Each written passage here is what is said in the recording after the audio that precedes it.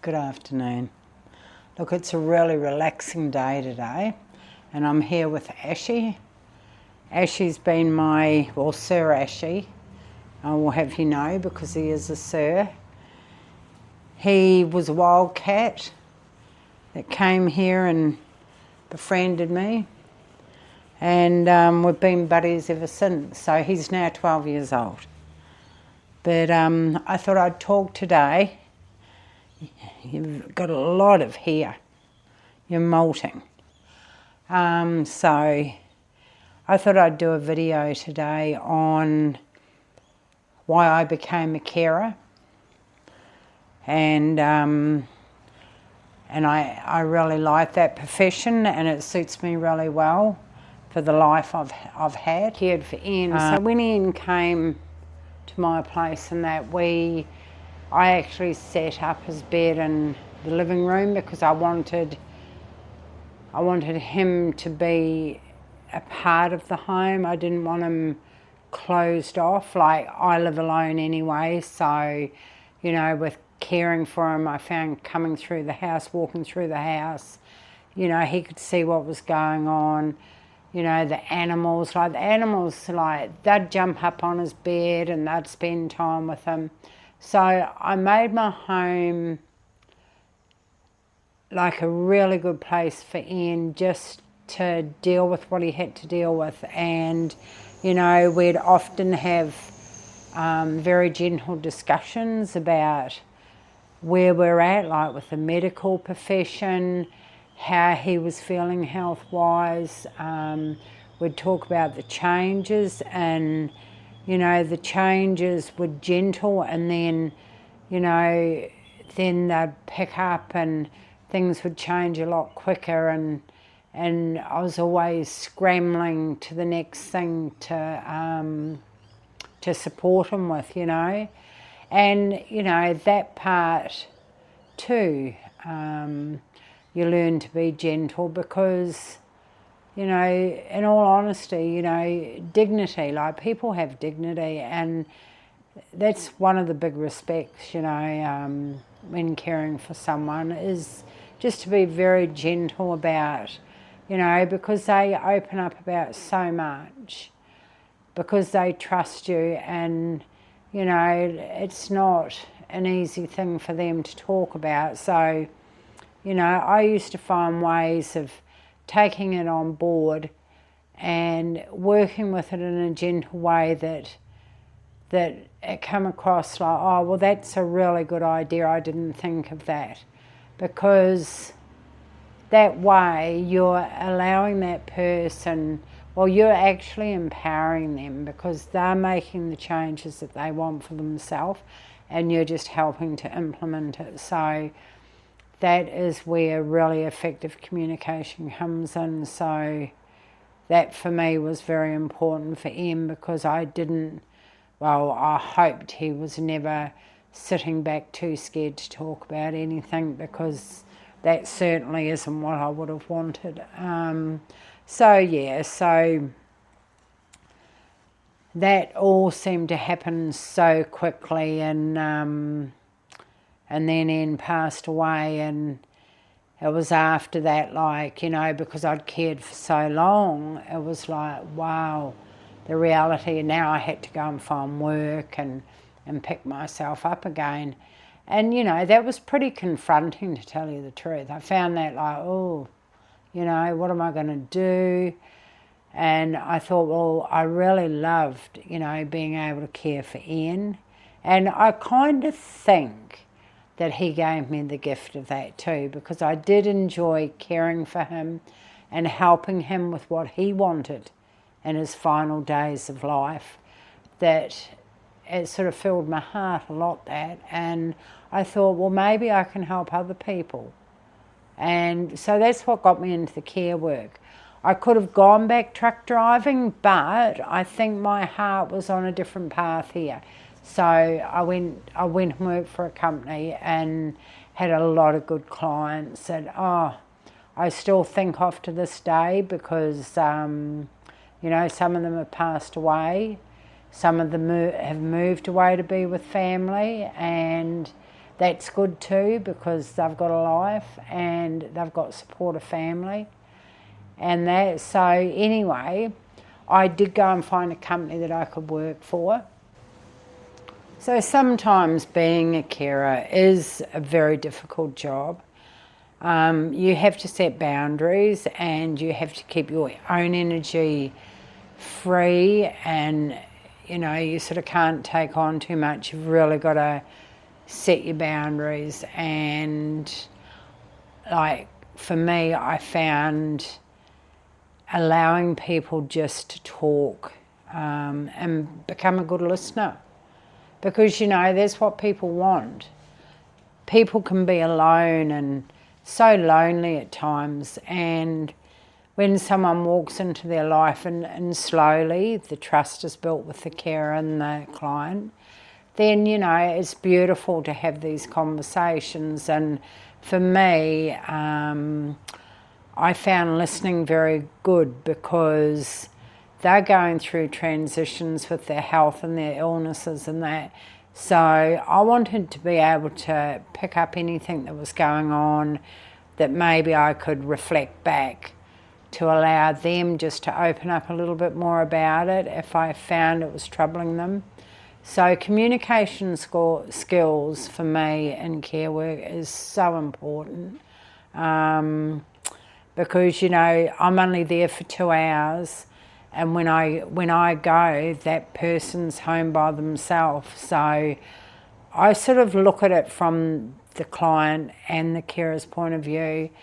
And I did at times, I had some wonderful, wonderful experiences, very close ones, where elderly people were just so adorable and so funny.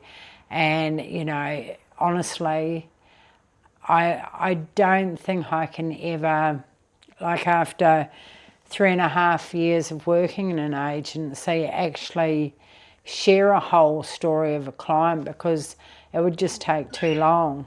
There were so many things in it: good, ugly, not so good, happy, funny. I've never played dominoes so much, but I introduced dominoes because I could feel it, and that was the thing I always used to do. If it was a new client, I'd always say to me, I'd pray, I'd say to God, come through me, please, give me what this client needs today. Come through me to do it. And, it was at times things would come in for me and I'd think, maybe like they can play dominoes, and even if it's 1 or 2 games, just something different from what they do every day, like just a bit of excitement. And yeah, I love that type of thing. And, when they talk and you can really feel the pride in them for what they've done, or, and then there is the harsher side of the realities of what they're going through. And, those gentle conversations are such, I always felt honoured when clients would open up to me about things, because, I'm 63. Now, a lot of my clients were a lot older than me. They were 97, 98, 80.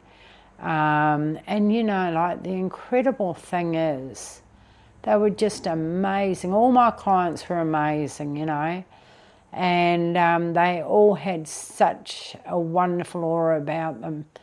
And, like there was one lady who I remember one day she said to me, "Oh, Janet, can you fix my rosary?" Now, this is funny, because many years ago, I had wanted to learn how to say the rosary. Now, don't ask where that came from. I believe in God, but I don't go to any real church thing or whatever. But anyway, I wanted to learn the rosary, and some dear friends of mine are Catholic, so I thought, right. And I was so blessed with that. And anyway, so I ended up fixing this lady's rosary. Well, anyway, I thought, well, what a wonderful introduction to this lady's faith.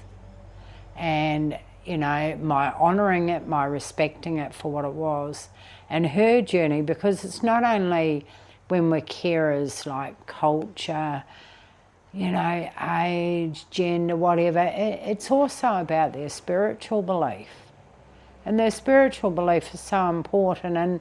And you know, I've met clients that aren't religious or whatever, but they believe in something. And you know what? I support that 100% because I'm always in the thought that we're entitled to believe what we want, and I'd rather come from that space because, you know, I only do what I want to do and people have got the right to do what they want to do. So anyway, so I went on a wonderful journey with Martha and a rosary, and it always seemed to be a bit of a prominent thing, and which I absolutely loved. And it was funny because, you know, I do a little bit of NDIS work, so I make jewellery. So this one day I just happened to have my jewellery kit out in the car. So anyway, I was able to fix a rosary, but it always managed to break again. And I always used to joke with Martha, the lady. I always used to joke with her like, you're just too hard on it and that. And she'd laugh and I'd laugh, but, you know, we'd be fixing it again. So that was awesome. And anyway, so I spent 3.5 years with Martha. We did gardening and she'd get a walker and we'd go out and sit in the garden. And, you know, it was beautiful because even though I was the one doing the weeding or whatever, which I love doing, it was just good to see her sitting out in the sun, that she had been inspired that day to do something like that, and it was wonderful. So I really like to encourage that. So, you know, like Martha and I, we got to spend a lot of time together, and then just before Christmas, Martha actually passed away.